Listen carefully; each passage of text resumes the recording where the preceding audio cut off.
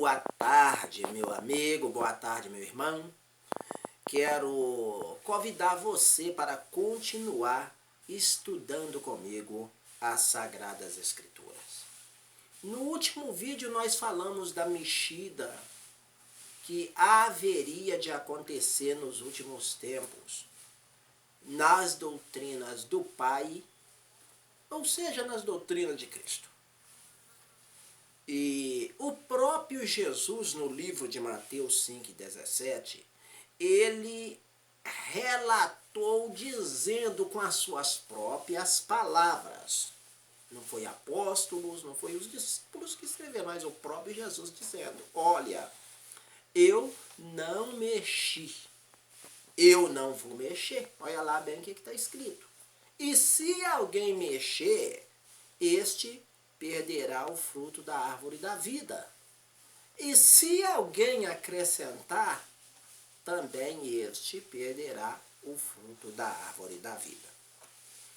Mas o profeta Daniel aponta bem claro para quem iria fazer essa distorção do evangelho verdadeiro para o evangelho que praticamente quase todas as denominações hoje conhecem. Um evangelho que não liberta, um evangelho que não provoca mudança de vida. Você pode observar, olha bem para mim, você pode observar, no lugar que você congrega, tem uma senhora ou um senhor que tem quase 30, 40, 50 anos que está dentro da igreja, mas a língua dele corta mais do que uma navalha. Por quê? Não foi liberto. Mas por que não foi liberto? Porque não conheceu a verdade. Mas como conhecer a verdade então, irmão? Vamos para a Bíblia. Para você conhecer a verdade, você precisa conhecer e aceitar a Bíblia Sagrada. Se você não aceita a Bíblia, não adianta você querer conhecer a verdade. Porque a verdade está contida aqui. Como eu disse, se o pastor, o padre, ou que seja reverendo, missionário, qualquer um que pregar lá nos altares, você tem a obrigação de conferir aqui. Se ele estiver dentro do padrão, está correto. Se não tiver, infelizmente, nada vale aquilo que ele está falando. Tudo bem?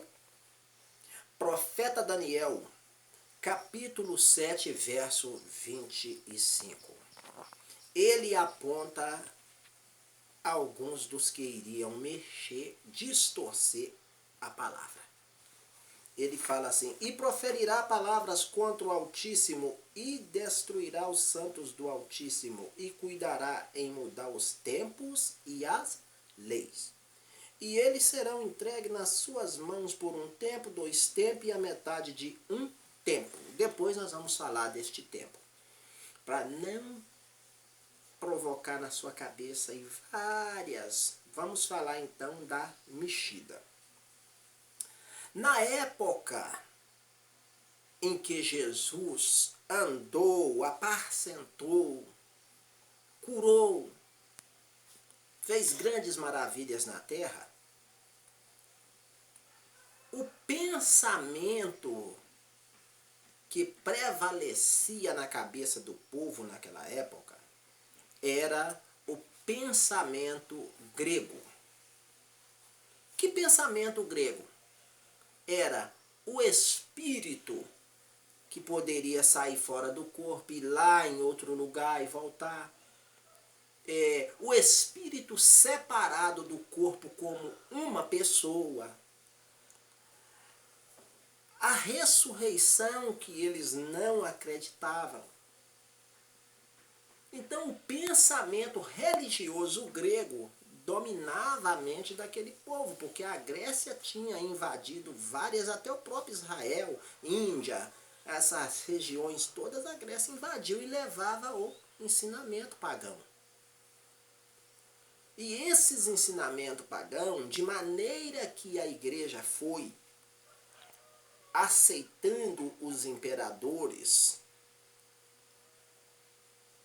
a igreja também foi trazendo os costumes dos imperadores que ia virando cristão para dentro dela e colocando como doutrina. Você está entendendo, não tá? E o interessante, para nós fechar, para não ser muito longânimo aí na sua cabeça, no seu estudo, ou que seja no nosso estudo, o próprio anjo Gabriel fala com Daniel aqui, ó, no capítulo 8. Ele fala assim, e verso 16. Uma voz fala com o anjo Gabriel assim. Para o anjo Gabriel dar a entender o Daniel a visão, aquilo que Daniel tinha visto na visão. Então, o anjo chegou perto de Daniel, Daniel ficou assombrado, você lê o 17, assim vai o 18, tá? E o anjo fala com ele que o carneiro que Daniel tinha visto na visão, com duas pontas, eram os reis da Média e da Pérsia. Mas o bode peludo é o rei da Grécia. Eu não acabei de falar com você que o pensamento que predominava na época era o pensamento grego? Olha aqui na Bíblia a Grécia aparecendo como uma das cabeças que iria distorcer o Evangelho. No livro de Daniel, capítulo 7 e verso 20, 21, 22, 23 e 24, vem falando dessas primeiras cabeças da besta. Então, para eu finalizar junto com você, quero mostrar para você, em primeiro lugar, lá no livro de Apocalipse, você encontra as várias simbologias de animais. Não se preocupe com aqueles animais, que aquilo não existe não. Aquilo ali, se você for preocupar com aquilo, você vai perder somente seu sono e tempo. Porque ali é simplesmente uma simbologia. Porque você viu aqui, animal, homem, rei, reino, poder. Vamos fazer uma comparação rapidinho com o nosso Brasil. No sistema profético, hoje, quem seria a cabeça da besta? Bolsonaro, no sistema profético. Preste bem atenção. E quem seria os pés da besta? Os pés da besta? Os estados, estado de São Paulo, estado de Minas Gerais, estado de Mato Grosso, que sustenta Brasília. Está entendendo como é que é muito fácil? Os impostos que são arrecadados nos estados é que dão a vida de luxúrias para os grandes governadores, presidentes que estão em Brasília, e deputados. Então você está me entendendo agora, né? Agora, voltando para a Bíblia, para mim fechar, você está aprendendo. Besta, homens que se levantam contra o Evangelho. Desculpa, falei até a palavra errada aqui, mas desculpa, perdão. Contra, tá bom? Lembrando que há poucos dias, em nosso país, o ministro Dias Toffoli decretou como crime a pessoa que for contra o casamento dos afeminados, ou que seja de mulher com mulher, ele foi contra e decretou como crime. Então, se você for olhar profeticamente,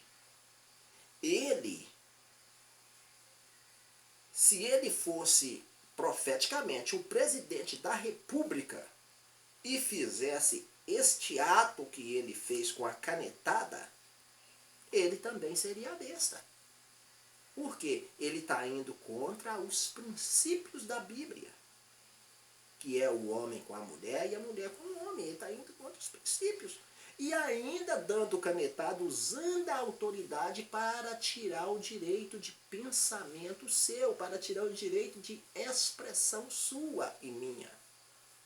Está me entendendo? Estou fazendo aqui comparações. Outra mexida que houve, para mim finalizar o vídeo. Quero deixar bem claro. Lá no princípio, Deus, ele criou os dias, né? Criou os dias. E interessante que a Bíblia vem relatando que toda a criação que Deus fazia, falava, isto é bom. Toda a criação que ele fazia, criava um animal, criava um homem, falava, isto é bom. Né? Assim como também ele criou o dia. E Deus criou 2 astros maiores. Um você conhece chamado Lua, e o outro você conhece que tem por nome de Sol. Então Deus fala que a Lua é para governar a noite e o Sol para governar o dia. Para nós dar continuidade neste estudo em outro dia, ou que seja no próximo vídeo.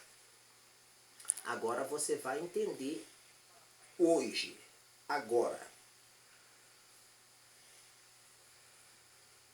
Hoje, em qualquer lugar que você vai em nosso Brasil, ou que seja no Ocidente, eles falam que o dia começa à meia-noite. E aqui no livro de Gênesis está bem claro que para ter dia tem que ter sol. Agora você analisa no seu interior, na sua mente, no seu coração. Meia-noite tem sol? Meia-noite tem sol? Olha bem, meia-noite é dia. Meia-noite tem como você exercer as funções que você precisa exercer.